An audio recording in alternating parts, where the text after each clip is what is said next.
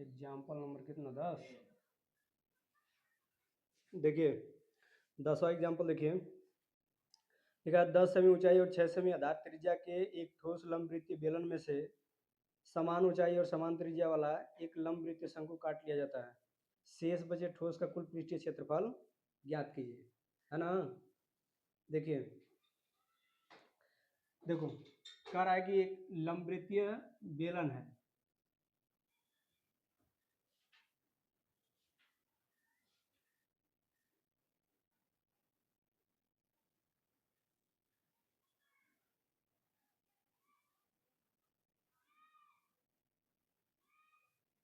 ये आपका बेलन है लंबवृत्तीय, और कह रहा है कि इसी में से क्या काट लिया जा रहा है, इसी में से एक शंकु काटा जा रहा है ना जी।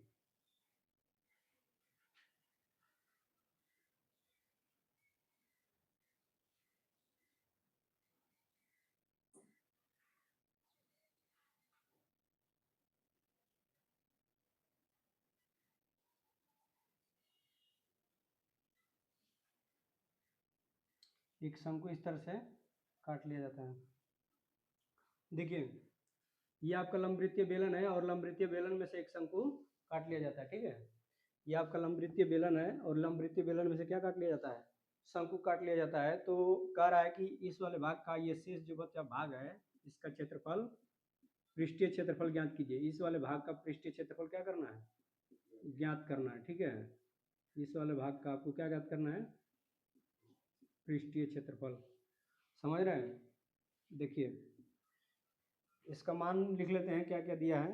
कह रहा है कि 10 सेमी ऊंचाई और 6 सेमी आधार त्रिज्या के एक ठोस लंबवृत्तीय बेलन, ऊंचाई कितना दिया है 10 सेमी, ये ऊंचाई कितना दिया है इसका 10 सेंटीमीटर ऊंचाई है, ठीक है।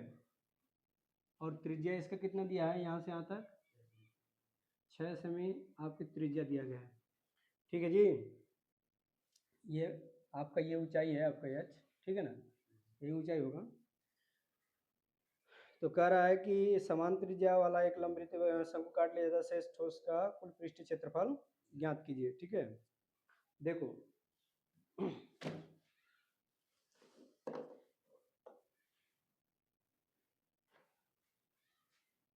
देखिए क्या करेंगे, पहले इसका मान लिख लेते हैं, बेलन की ऊंचाई, बेलन की ऊंचाई एच बराबर दिया है कितना 10 सेंटीमीटर, और त्रिज्या कितना दिया है इसका, त्रिज्या आर बराबर दिया है 6 सेंटीमीटर, ठीक है जी। तो हम इसका निकाल लेते हैं, ध्यान से सुनिए। इसका बेलन का जो होगा संपूर्ण पृष्ठीय क्षेत्रफल क्या होगा, देखो नीचे भी वृत्त टाइप को बन रहा है कि नहीं बन रहा है, वृत्त टाइप को बन रहा है ना। तो नीचे आधार का क्षेत्रफल होगा वृत्ताकार, और ऊपर से ढक्कन अगर लगा रहेगा तो वो भी कैसा होगा, वृत्ताकार होगा।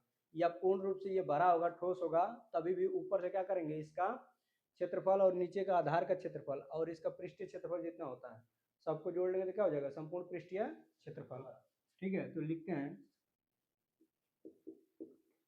बेलन का संपूर्ण पृष्ठीय क्षेत्रफल, ठीक है। संपूर्ण पृष्ठीय क्षेत्रफल क्या हो जाएगा, देखिए बेलन का पृष्ठीय क्षेत्रफल होता है 2 पाई आर एच प्लस, देखिए नीचे वृत्त का वृत्त होगा और ऊपर भी कैसा होगा, वृत्ताकार भाग होगा ना, तो दो हो जाएगा तो 2 पाई आर स्क्वायर, ठीक है। ये हो जाएगा, कॉमन कर लेंगे 2 पाई आर, तो क्या बचेगा एच प्लस आर, इसका क्षेत्रफल होगा। अब देखो ये आपका शंकु है ना, तो शंकु का पृष्ठीय क्षेत्रफल निकालने के लिए क्या चाहिए, पाई आर यल चाहिए, क्या चाहिए, पाई आर यल। तो इसका पृष्ठीय क्षेत्रफल निकालने के लिए हमको यल चाहिए। तो देखो यस एच का मान दिया है और इसका मान दिया है, ठीक है, त्रिज्या का। तो तिर्यक ऊंचाई निकालेंगे कि नहीं, इसकी यल का मान निकालेंगे ना, इसका मान निकालेंगे यल का। तो आप देख रहे हैं कि ये समकोण त्रिभुज बना रहा है, अगर इसको ए माने, इसको बी माने और इसको सी, ये समकोण त्रिभुज बना रहा है क्या, तो समकोण त्रिभुज बनाएगा तो ये आपका कर्ण हो जाएगा।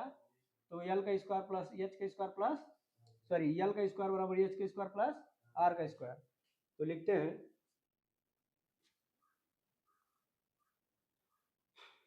शंकु की तिर्यक ऊंचाई, शंकु की तिर्यक ऊंचाई, ठीक है। तिर्यक ऊंचाई यल स्क्वायर बराबर हो जाएगा H square plus R square. मान रख लेते हैं यल बराबर कितना होगा अंडर रूट एच स्क्वायर ना, एच का मान कितना दिया है 10, तो 10 का स्क्वायर हो जाएगा आपका और प्लस आर स्क्वायर, आर का मान कितना है 6, इसका स्क्वायर कर लेंगे तो यल बराबर आपका निकल के आ जाएगा ये 100 हो जाएगा और प्लस कितना 36, ये हो जाएगा आपका कितना 136 यल का मान अंडर रूट में, या इसी को लिख सकते हैं 2 कड़ी में 34, या इसी को क्या लिख सकते हैं 2 कड़ी में 34, ठीक है, ये सेंटीमीटर होगा। अब इसका निकाल लेते हैं किसका, शंकु का संपूर्ण पृष्ठीय क्षेत्रफल। संपूर्ण पृष्ठीय क्षेत्रफल इसका निकालेंगे ना, पृष्ठीय क्षेत्रफल तो ऐसे अरियां अरियां रहेगा, संपूर्ण पृष्ठीय क्षेत्रफल का मतलब इसमें से काट के निकालेंगे तो ये ठोस है पूरा, ये पूरा ठोस है तो ये नीचे का निकल जाएगा कि नहीं निकल जाएगा, साथ में निकल जाएगा ना जी, इसको क्या करेंगे साथ में निकाल देंगे, तो लिख देते हैं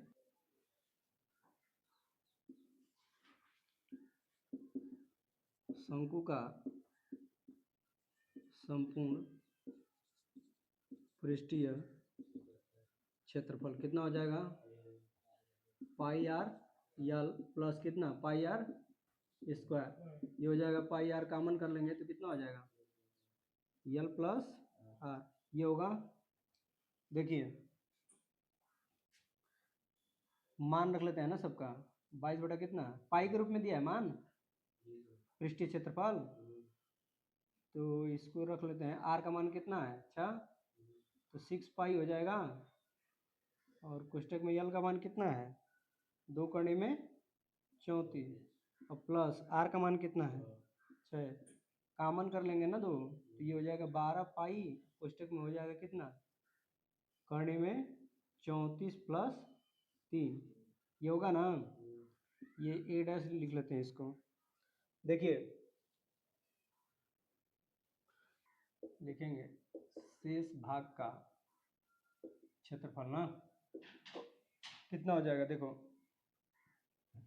ये हो जाएगा 2 पाई आर कोष्टक में एच प्लस माइनस हो जाएगा 12 पाई कोष्टक में कितना कर्ण में 34 प्लस 3, ठीक है, मान रख लीजिए 2 पाई आर का मान 6 एच का मान 10 प्लस 6, ठीक, माइनस 12 पाई ये हो जाएगा आपका कर्ण में 34 प्लस 3, ये हो जाएगा 6 दूना के 12 पाई और ये हो जाएगा आपको कितना 10 6 16 माइनस कितना 12 पाई कर्ण में 34 प्लस 3, देखिए कॉमन दिख रहा है ना 12 पाई कॉमन है क्या बचेगा 16 माइनस कर्ण में 34 आई माइनस का गुणा होगा ना जी, ये आपका ब्रैकेट में ऐसे रहेगा, ये माइनस का गुणा हो जाएगा, आई कॉमन निकल गया ना, तो 16 माइनस ये माइनस का अंदर गुणा ना होगा यार, ये हो जाएगा माइनस कितना 3, कितना होगा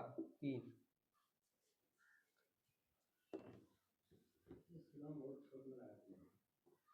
हाँ 12 पाई इसमें से घटा लेंगे तो कितना आएगा 13, 13 माइनस कर्ण में कितना 34, यही आंसर होगा, ठीक है, यही क्या होगा आंसर, शेष बचे भाग का क्षेत्रफल। चलिए देखिए 11 नंबर सवाल,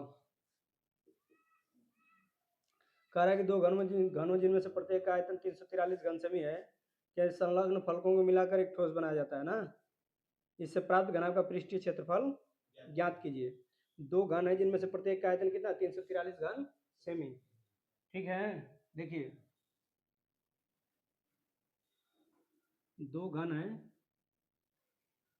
आ रहा है जी,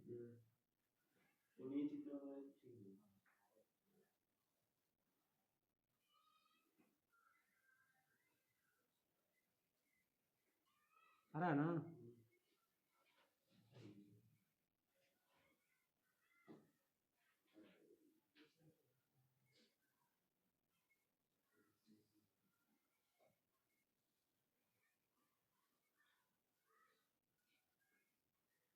देखिए ये 2 घन है जिनमें से प्रत्येक का क्षेत्रफल कितना दिया है 343 घन सेमी दिया है, इसका भी आपका 343 घन सेमी आयतन है, ठीक, और इसका भी कितना है 343 घन सेमी आयतन, ठीक है।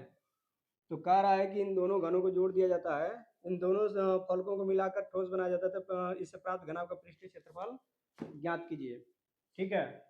देखिए मान लेते हैं कि प्रत्येक घन की भुजा कितनी है ए, लिखेंगे माना प्रत्येक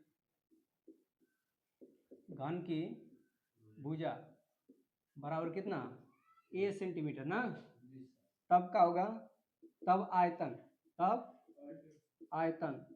आयतन ए क्यू बराबर हो जाएगा, कितना दिया है 343, कितना दिया है 343, तो ए क्यू बराबर कितना होगा, ये 7 का घन है, 7 का ये क्यूब है, ए से एक सॉरी इससे ये खत्म हो जाएगा, ए बराबर कितना गया 7। तो एक बात बताओ, इसका मान 7 आ गया इस वाले का, समझ रहे हैं, तो ये भी तो 7 ही होगा, ये भी कितना होगा 7, तो पूरे घनाभ की लंबाई कितनी होगी 14 सेंटीमीटर, पूरे घनाभ की लंबाई कितनी होगी 14 सेंटीमीटर, लेकिन इसकी चौड़ाई उतना ही रहेगा, ये 7 सेंटीमीटर ही रहेगा, ऊंचाई भी कितना रहेगा 7 सेंटीमीटर ही रहेगा, 7 आ रहा है जी। देखिए ये ऊंचाई भी कितना होगा, ऊंचाई समझ लीजिए 7 सेंटीमीटर होगा, ठीक है। देखिए तो घनाभ का जो आयतन होगा, घनाभ का जो आयतन होगा किसके बराबर होगा, घनाभ का आयतन नहीं का क्या पूछा है, पृष्ठीय क्षेत्र, घनाभ का पृष्ठीय क्षेत्रफल पूछा है ना, तो घनाभ की लंबाई कितनी होगी, घनाभ की लंबाई यल बराबर हो जाएगा कितना 14 सेंटीमीटर, चौड़ाई बराबर कितना हो जाएगा, चौड़ाई भी बराबर कितना 7 सेंटीमीटर, ऊंचाई बराबर कितना हो जाएगा एच बराबर 7 सेंटीमीटर, तब क्या लिखेंगे आयतन, तब घनाभ का पृष्ठीय क्षेत्रफल ये आपका हो जाएगा, देखिए पृष्ठीय क्षेत्रफल 6 सॉरी ये 2 कोष्टक में होता है आपका एल बी धन बी एच एल, ठीक है, ये होगा, ये हो जाएगा 2 कोष्टक में यल का मान कितना दिया 14 गुणते 7 प्लस 7 गुणते 7 प्लस ये हो जाएगा एच एल 14 गुणते कितना 14 गुणते 7 गुणा कर लीजिए, ये हो जाएगा 14 सतह 98 प्लस 7 सतह 49 प्लस कितना 98 98 जोड़ लीजिए कितना रहा है 9 दूनी 18 180 या 8 दुना के 16 196 होगा ना, 196 और 40 10 मिलाएंगे तो 100 206 ना, 206 3 236 236 और 9 जोड़ लीजिए 9 × 15 245 आएगा, 200 कितना 245 और गुणा कर लेंगे कितना हो जाएगा 490 सेंटीमीटर स्क्वायर, दे दिया ना, पृष्ठीय क्षेत्रफल बराबर, इसको ए लिख लेंगे, यह आंसर होगा आपका।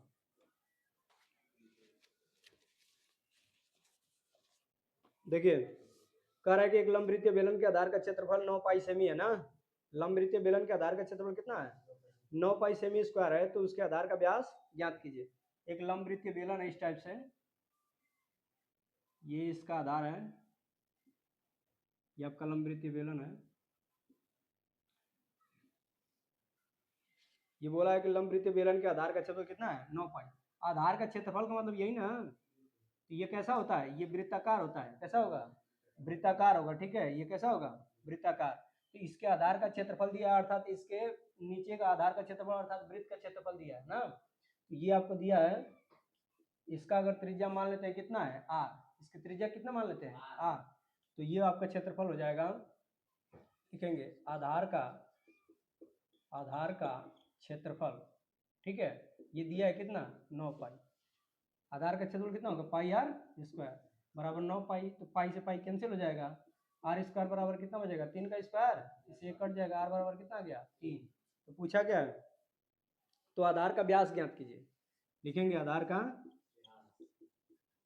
का व्यास, ठीक है, व्यास बराबर कितना 2r, ये हो जाएगा 2 गुणते 3 बराबर कितना हो जाएगा 6 सेंटीमीटर, ये व्यास कितना आ जाएगा यहाँ से आता है 6 सेंटीमीटर।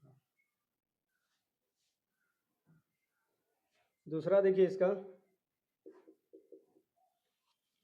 कह रहा है कि एक ठोस अर्धगोले का कुल पृष्ठीय क्षेत्रफल, एक ठोस अर्धगोले का कुल पृष्ठीय क्षेत्रफल। देखिए अर्धगोला ये है, ये आपका अर्धगोला है, छोटा बन रहेगा, इसमें छोटा दिखाई देता है जब पढ़ाते हैं तो। देखिए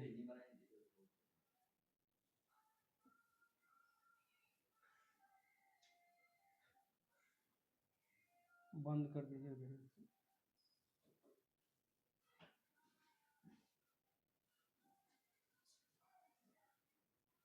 देखिए ये अर्धगोला है आपका, ठीक है। तो अर्धगोला का क्या पूछा है, संपूर्ण पृष्ठीय क्षेत्रफल। अर्धगोले का पृष्ठीय क्षेत्रफल कितना होता है, देखिए अर्धगोले का पृष्ठीय क्षेत्रफल है ना जी, कितना होगा 2 पाई r², 2 पाई कितना r²। लेकिन संपूर्ण पृष्ठीय का मतलब कि ये अर्धगोला है और ऊपर से इसको ढकेंगे तो ये वाला जो हिस्सा होगा ये कैसा होगा, वृत्ताकार होगा कि नहीं होगा, ठीक है। तो ऊपर से ढक्कन लग जाएगा अर्थात वृत्त लगा देंगे तो ये वृत्त का क्षेत्रफल कितना होगा πr²। तो इसमें जोड़ देंगे नहीं, तो लिखेंगे अर्धगोले का संपूर्ण पृष्ठीय क्षेत्रफल, संपूर्ण पृष्ठीय क्षेत्रफल, ठीक है। ये बताए थे कितना हो जाएगा, ये 2 पाई r² रहबे करेगा प्लस πr² जुड़ जाएगा, ये हो जाएगा आपका 3 पाई r², ये आंसर होगा, ठीक है। देखिए 13 नंबर सवाल देखिए, ये कह रहा है कि 12 सेमी वाले त्रिज्यखंड का कोण 120 अंश है। 12 सेमी वाले त्रिज्यखंड का कोण कितना है 120 अंश, ठीक है। इस त्रिज्यखंड को इस प्रकार मोड़ा गया है कि उसके दो किनारे वाले त्रिज्याओं को एक साथ जोड़कर शंकु प्राप्त होता है। शंकु का आयतन ज्ञात कीजिए। देखिए 12 सेमी त्रिज्यखंड का कोण कितना है 120 अंश। तो त्रिज्यखंड कैसे बनता है, इस टाइप से बनेगा ना। देखिए ये आपका होगा त्रिज्यखंड, ये क्या होगा त्रिज्यखंड, और ये जो आपको दिया गया है ये कितना है 12 सेंटीमीटर, कितना है 12 सेंटीमीटर, और ये कोण कितना आपका है 120 अंश। थोड़ा सा इसको बढ़ा लेते हैं क्योंकि ये 120 के जैसे नहीं लगता। ये आपका कितने का है 120, ये वाला कोण आपका कितना है 120 अंश, समझ रहे हैं। ये कितने का है 120 अंश का, ठीक है। तो इसका नाम रखते हैं ABC, ठीक है ना, ABC। ये आपका त्रिज्यखंड है, ये क्या कौन सा है त्रिज्यखंड। तो इसका कोण दिया है, तो थीटा का मान दिया है, किसका मान दिया है थीटा बराबर 120 अंश, ठीक है। और ये त्रिज्या दिया है कितना, r बराबर दिया है 12 सेंटीमीटर, कितना दिया है 12 सेंटीमीटर। तो जब हम इसको मोड़ेंगे ना, देखिए इसके दोनों कोनों को पकड़ कर इसे मोड़ देंगे, ठीक है। देखिए ये आप देख रहे हैं ना, ये बिल्कुल कैसा है इसी के जैसा है, ये भी आपका क्या है त्रिज्यखंड है, ये क्या है त्रिज्यखंड। तो त्रिज्यखंड है और यहाँ पे देख रहे हैं कि ये वाला कितने का दिया है, ये वाला जो दिया है ये 12 का दिया है, कितने का दिया है 12 सेंटीमीटर है, और ये भी कितना का होगा 12 सेंटीमीटर का। ये दोनों 12-12 का है ना, और ये बीच वाला कोण कितना बना रहा है 120 अंश का, ये 120 अंश का बना रहा है। तो ये इसी टाइप से है एकदम त्रिज्यखंड के जैसा, समझ रहे हो। तो ये 12 सेमी जो ये त्रिज्या दिया है, इसका त्रिज्या दिया है, इसी को बोल रहा है कि इसको दोनों को क्या कर दिया जा रहा है मोड़ दिया जा रहा है इस तरह से, और इसको मोड़ने पे जो प्राप्त हो रहा है शंकु, ये इस टाइप से क्या प्राप्त हो रहा है शंकु। देखिए इसको मोड़ देंगे, देखो इसको क्या करेंगे मोड़ देंगे ना, इसे ऐसे मोड़ेंगे तो शंकु प्राप्त हो रहा है कि नहीं हो रहा है, ये शंकु प्राप्त हो रहा है ना। देखिए ये आप देख रहे हैं शंकु प्राप्त हो रहा है, देखो ये आपका शंकु प्राप्त हो रहा है ना। इसके दोनों साइडों को क्या कर दिए मोड़ दिए, इसके त्रिज्याओं को दोनों को मोड़ करके क्या प्राप्त हुआ शंकु। इसी शंकु का क्या बोला है, या आयतन, वो आयतन ज्ञात करने के लिए बोला है, क्या बोल ज्ञात करने के लिए आयतन। तो इसी को मोड़ करके बना देंगे तो ये आपका एक बन जाएगा क्या शंकु बन जाएगा, ये आपको बन जाएगा शंकु, सॉरी ये आपका एक शंकु बनेगा।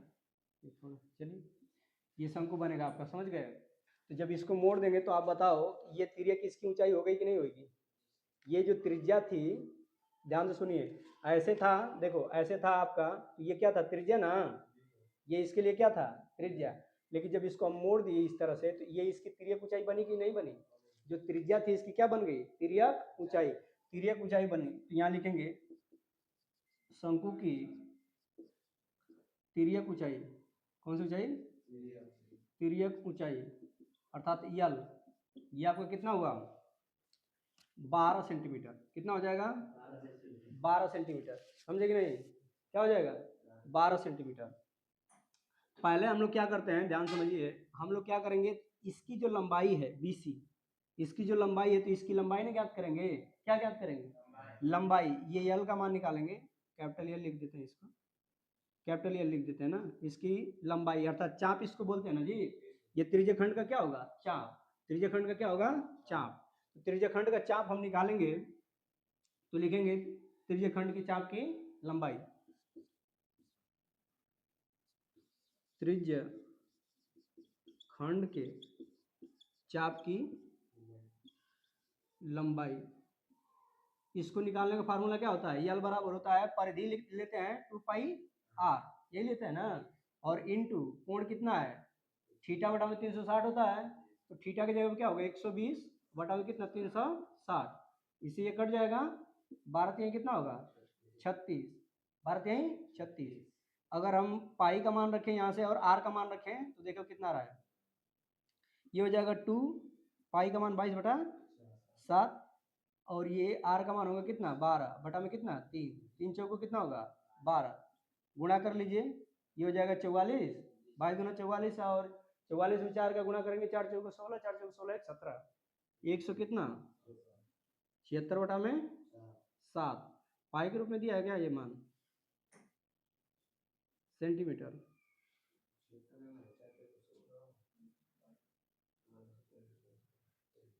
ठीक है।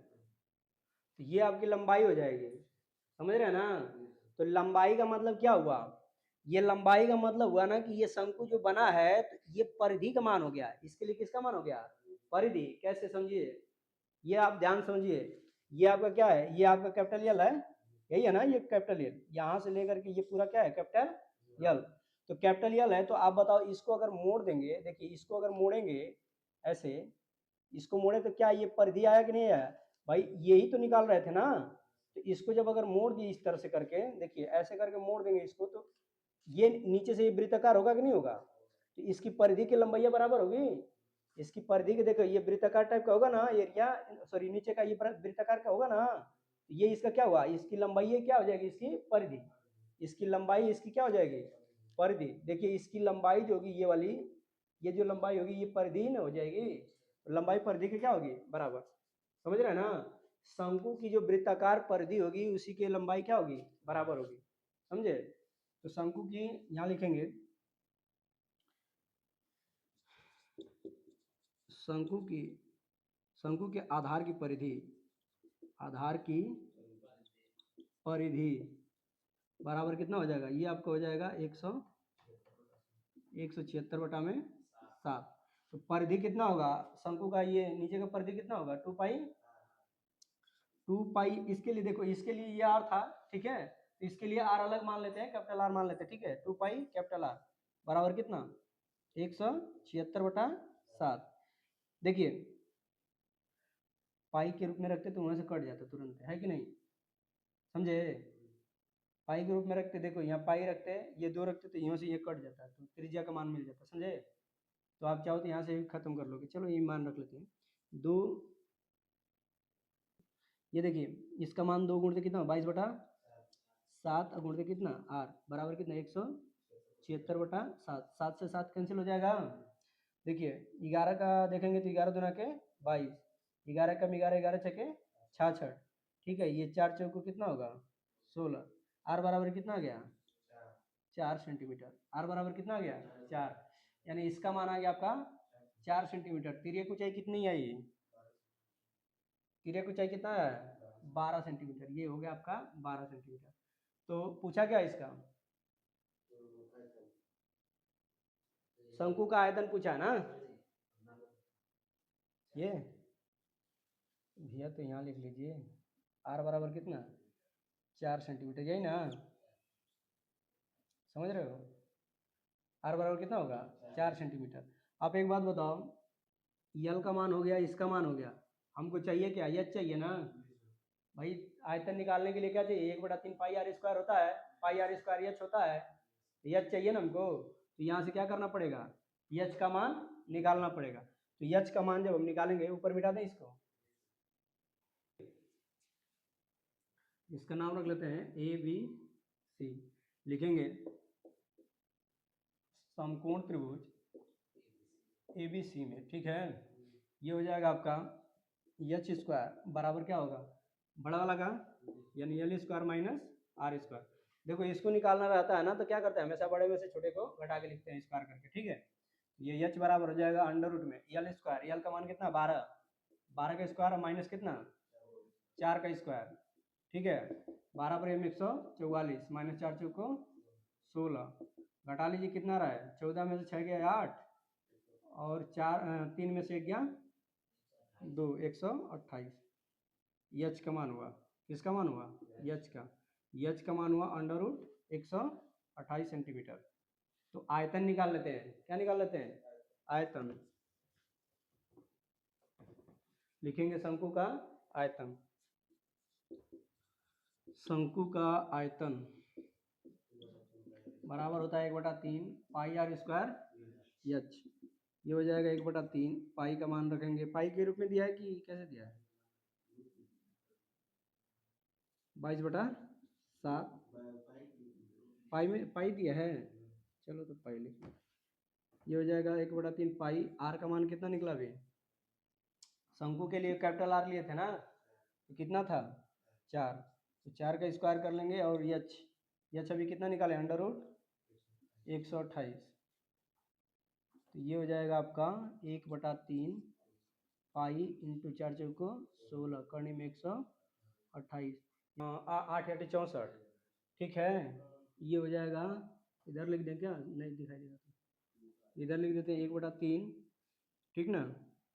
और ये हो जाएगा इंटू 16 इंटू 8 8 64 होगा, करने में कितना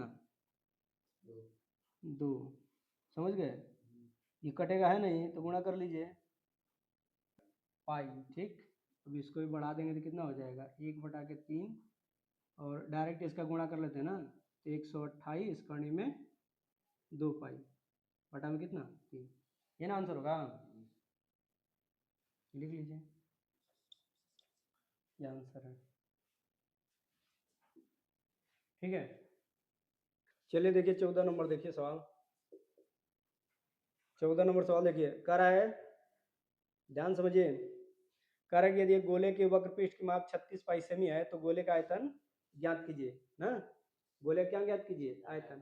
गोले का वक्र पृष्ठीय क्षेत्रफल दिया है कितना 36 पाई, समझ गए। तो लिखेंगे गोले का वक्र पृष्ठीय क्षेत्रफल, ये आपका कितना है 4 पाई आर स्क्वायर, यही ना होता है, ठीक है। कितना होता है 4 पाई आर स्क्वायर, और इसी का मान कितना दिया है 36 पाई, ठीक है। 36 पाई वर्ग सेंटीमीटर, ये इससे कट जाएगा, और 4 9 कितना होगा 36। तो आर स्क्वायर बराबर ये 3 का स्क्वायर लिख सकते हैं ना, इससे एक कैंसिल हो जाएगा, आर बराबर कितना आ जाएगा 3 सेंटीमीटर, 3 सेंटीमीटर ना। अब ये पूछा है गोले का आयतन ज्ञात कीजिए, इसका आयतन ज्ञात कीजिए, गोले का आयतन। लिखेंगे गोले का आयतन, गोले का आयतन, गोले का आयतन भी बराबर लिख लेते हैं, ये होता है 4/3 पाई आर क्यूब। ये हो जाएगा 4/3, पाई के रूप में दिया है क्या, तो पाई को एज इट इज रखेंगे, और आर का मान कितना 3, इसका क्यूब, समझे। ये हो जाएगा 4/3, 4/3 पाई, और ये हो जाएगा आपका 3 गुणित 3 लेकिन 9, ऐसे लिख सकते हैं कि नहीं लिख सकते हैं, ये कैंसिल हो जाएगा,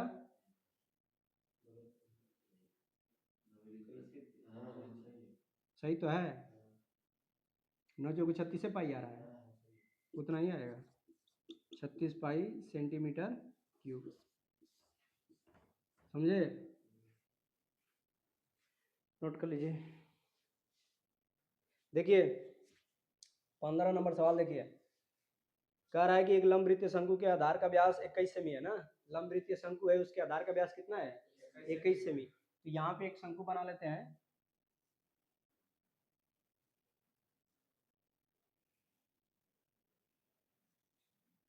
आधार का व्यास बोला है कितना 21 सेंटीमीटर। आधार का व्यास का मतलब ये यहाँ से लेकर के पूरा लंबाई, समझे कि नहीं, आधार का व्यास का मतलब ये लंबाई पूरा, समझे। ये कितना दिया है 21 सेंटीमीटर। और इसमें क्या दिया है, कह रहा है कि इसकी तिर्यक ऊंचाई कितना है 13.5 सेमी। तिर्यक ऊंचाई कितना है 13.5।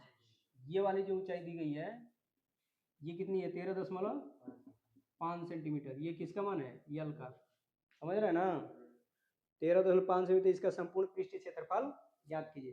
संपूर्ण पृष्ठीय क्षेत्रफल जो दिया है पहले लिख लेते हैं। तिर्यक ऊंचाई यल का मान दिया है कितना 13.5 सेंटीमीटर, और आर बराबर कितना हो जाएगा व्यास का आधा, यानी 21 बटा कितना 2 सेंटीमीटर। इसको क्या लिख सकते हैं, इसको ऐसे भी लिख सकते हैं ना, इसको लिख सकते हैं 135 बटा में 10 लिख सकते हैं। ऊपर नीचे 10 से गुणा करेंगे तो 5 से कटा लीजिए, 5 दुना के 10, 5 सते 35, अब 5 दुना कितना 10, इतना सेंटीमीटर आएगा। तो लिखेंगे शंकु का संपूर्ण पृष्ठीय क्षेत्रफल। तब शंकु का संपूर्ण पृष्ठीय क्षेत्रफल, ठीक है, संपूर्ण पृष्ठीय क्षेत्रफल। तो क्षेत्रफल बराबर संपूर्ण पृष्ठीय क्षेत्रफल, देखो पृष्ठीय क्षेत्रफल होता है पाई आर यल, समझ रहे हो ना। अब प्लस कितना होगा, नीचे का वृत्त के आकार का ये आधार है इसका, तो पाई आर स्क्वायर जोड़ देंगे। आप लोग फार्मूला रटिए मत समझिए, समझे क्या क्या होता है इसमें। तो यहाँ देख लीजिए, ये मान लेते हैं कि ए बराबर है तो कॉमन हो जाएगा पाई आर यल प्लस आर। यहाँ देखिए पाई पाई का मान रख लेते हैं 22/7, और आर का मान देख रहे हैं कितना 21/2। यल का मान कितना है देखिए 27 बटा कितना 27/2, अब प्लस आर का मान कितना है 21/2, समझ रहे हैं ना। 7 तरीके कितना होगा 21, इससे कटा लेंगे 11, 11 तीन कितना 33, गुणते ये देखिए आधार बराबर है ना, ऊपर जुड़ जाएगा, ठीक है। तो 48 हो जाएगा कितना 48/2, समझ रहे हैं ना। कटा देंगे इसको, 2 दुना के 4, 2 चौको 8, 24 दुना 48, गुणा कर लीजिए। अरे गुणा नहीं करना आता है ना तो 11 गुणते 3 लिख सकते हैं इसको, गुणते कितना 24, 3 से गुणा करिए, इसमें इसका गुणा करेंगे, देखिए इसका इधर गुणा करेंगे, इसको ऐसे लिख लीजिए, ये हो जाएगा ए बराबर, देखिए 3 का इसमें गुणा करेंगे ना, 4 3 12 को 2 एक हासिल, 3 6 1 7, गुणते कितना 11, 11 दुना 22 को 2 2 हासिल, 11 7 77 2, कितना सेंटीमीटर आपका आंसर होगा। कोई दिक्कत, सेंटीमीटर स्क्वायर क्या होगा सेंटीमीटर स्क्वायर, सही है जी।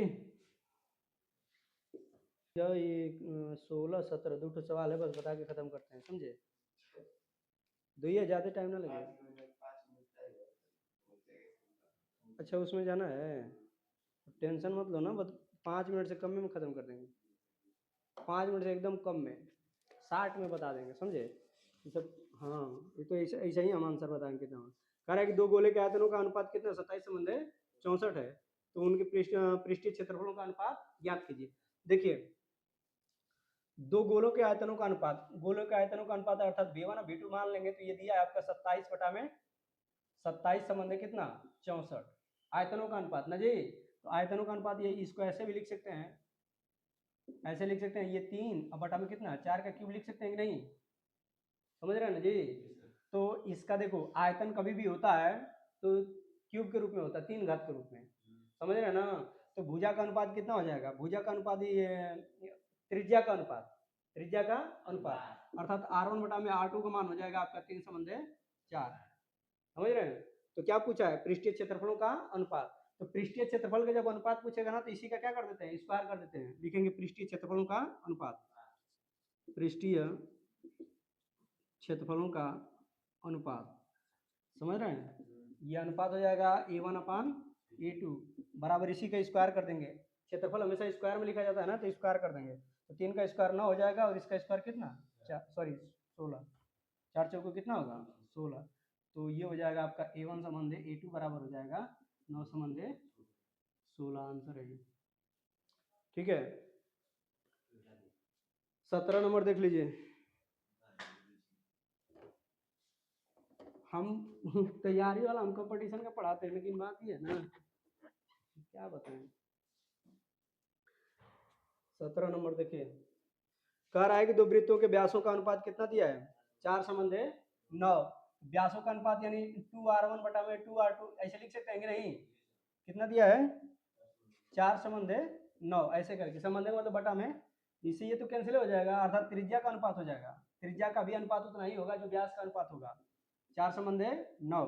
तो पूछा क्या है, तो वृत्तों की परिधियों में अनुपात ज्ञात कीजिए। तो परिधि क्या होता है, वृत्त का परिधि, परिधि होता है 2πr, यही ना होता है।